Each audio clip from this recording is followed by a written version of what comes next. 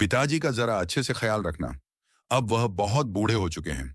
अब उनके जाने का समय नजदीक आ रहा है। अगर तुम उनका अच्छे से ख्याल रखोगी तो पिताजी तुमसे खुश होकर सबसे ज्यादा जायदाद हमारे ही नाम करेंगे। इस बात का ख्याल रखना। आप बिल्कुल फिक्र मत करिए। मैं पिताजी का इतने अच्छे से ख्याल रखूंगी।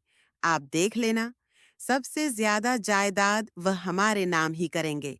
शांति, जरा यहां तो आना। जी बोलिए, क्या बात है? तुम ये क्या कर रही हो? तुमने सुबह पिताजी को चाय क्यों नहीं दी? जी, वो सुधा ने पिताजी को चाय दे दी थी। तुम्हें कोई अक्ल है या नहीं? जब देखो तब सुधा ही पिताजी का सारा काम क्यों करती है? तुम क्यों नहीं करती? वह भी तो इस घर की बहू है ना।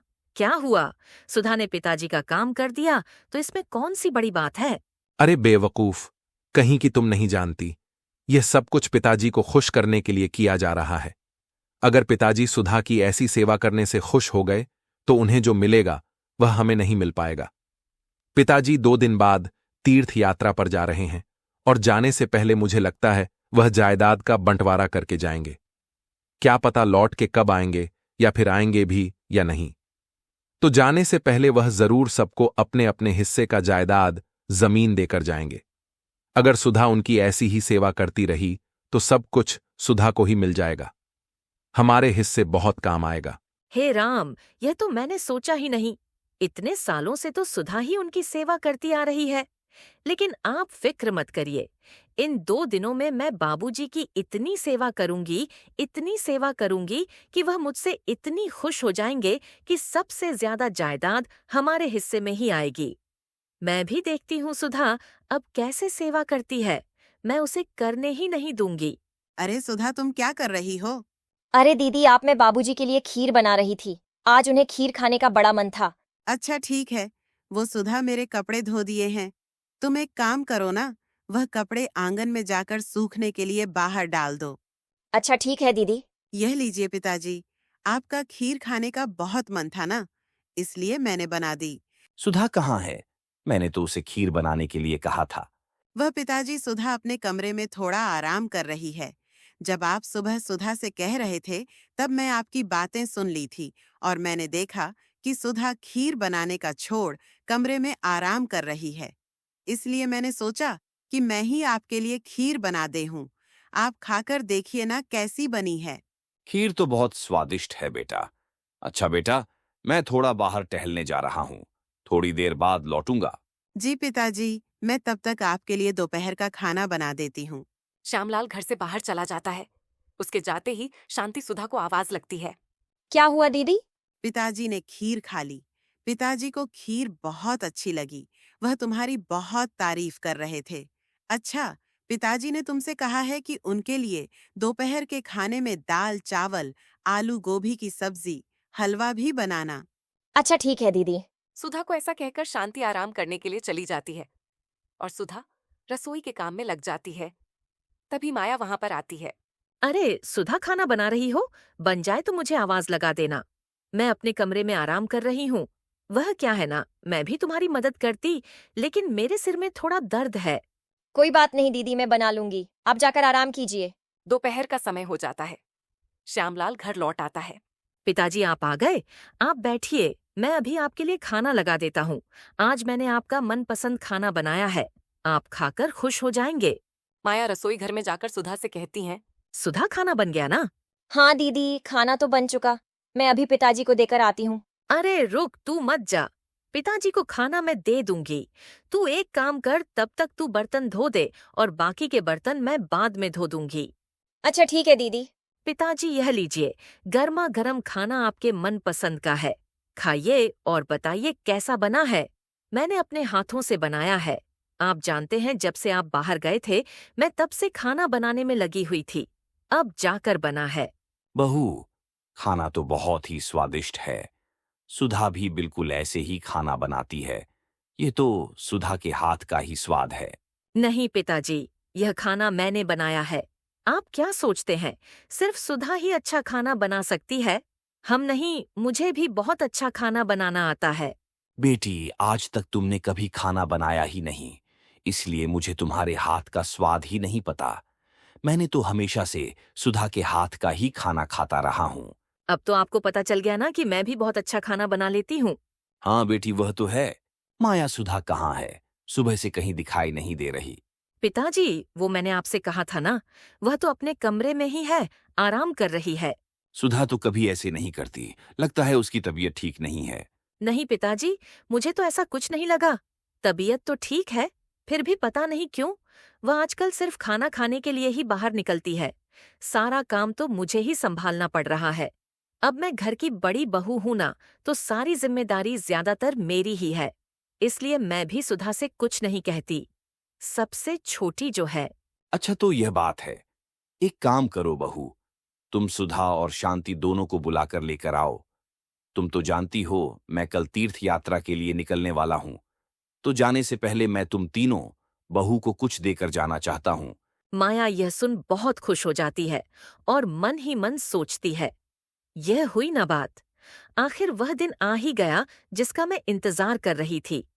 आज पिताजी अपने जायदाद का बंटवारा करेंगे और मैं अच्छे से जानती हूँ, मैं जिस तरह से पिताजी की इन 2 दिनों में सेवा की है, पिताजी तो मुझे बहुत खुश होंगे और सुधा से नाराज होंगे क्योंकि मैं सुधा को सामने आने ही नहीं दिया। पिताजी की नजर में तो मैंने ही उनकी ज्यादा सेवा की है, तो सबसे ज्यादा तो मुझे ही मिलेगा। जी पिताजी, मैं अभी जाकर दोनों को बुलाकर लेकर आती हूँ। तीनों बहू वहां पर आ जाती हैं। फिर श्यामलाल उन्हें कहता है, देखो बहू, मैं कल तीर्थ यात्रा के लिए निकलने वाला हूं। जाने से पहले मैं तुम तीनों को कुछ देना चाहता हूं, और जब मैं तीर्थ यात्रा से लौटूंगा, चाहे मुझे कितना भी समय क्यों न लग जाए, वापस आकर मुझे वह वस्तु जरूर दिखाना। श्यामलाल तीनों बहू को छोटी पोटली देकर जाता है। माया खुश होकर पोटली को खोलती है। देखती हैं तो उसमें एक मुट्ठी चावल के दाने होते हैं। माया को बहुत गुस्सा आता है। यह क्या? मैं क्या सोचा था और क्या निकला?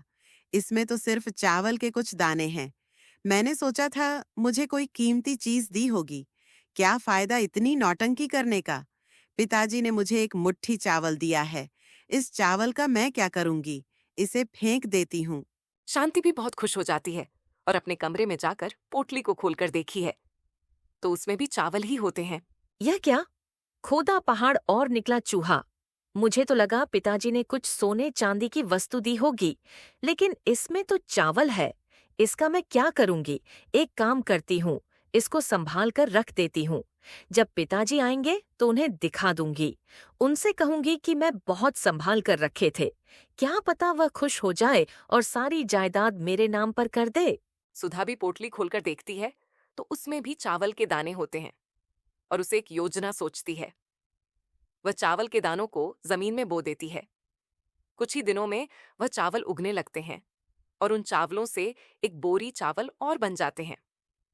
सुधा फिर से एक बोरी चावल डालती है तो उसके बहुत सारी बोरी चावल और बन जाते हैं और इसी तरह सुधा बहुत सारे चावल इकट्ठा कर लेती है। देखते ही देखते 3 साल गुजर जाते हैं और एक दिन श्यामलाल घर लौटता है। अरे बहू, कैसी हो? एक गिलास पानी तो लाना। अरे पिताजी, रुकिए, मैं अभी सुधा से कहती हूँ।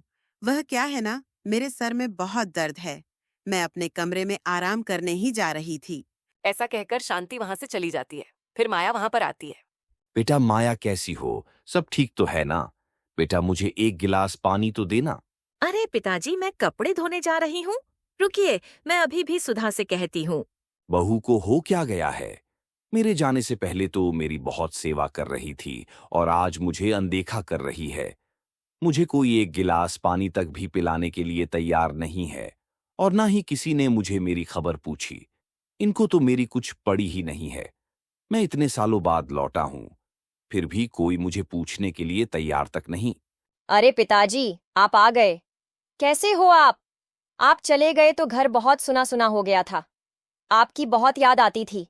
और तीर्थ यात्रा कैसी रही? आप बहुत थक गए होंगे ना? रुकिए, मैं आपके लिए पानी लेकर आती हूँ। सुधा श्यामलाल को पानी देती है। पिताजी, अब थोड़ी देर आराम कर लीजिए। मैं आपके लिए जल्दी से खाना बना देती हूँ। रुको सुधा बेटी, एक काम करो, दोनों बहू को बुलाकर लेकर आओ।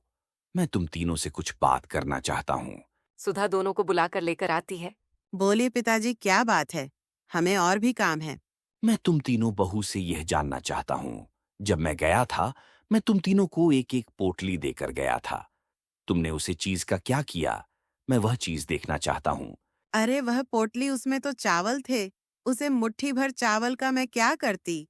मैं तो फेंक दिए। अच्छा ठीक है। और शांति बहू, तुमने उसे चावल का क्या किया? पिताजी, मैंने आपकी दी हुई चीज बहुत संभाल कर रखी है। मैं अभी लेकर आती हूँ। यह लीजिए पिताजी, आपके दिए हुए चावल। मैंने आज तक संभाल कर रखे थे। अच्छा, ठीक किया बहू और सुधा बहू। तुमने उन चावल का क्या किया? पिताजी, वह हमें यहाँ लाकर नहीं दिखा सकती। आप मेरे साथ चलिए, मैं आपको दिखाती हूँ। श्यामलाल सुधा के साथ जाकर देखता है तो एक बड़ा सा गोदाम होता है और उसमें ढेर सारे चावल की बोरियां होती हैं।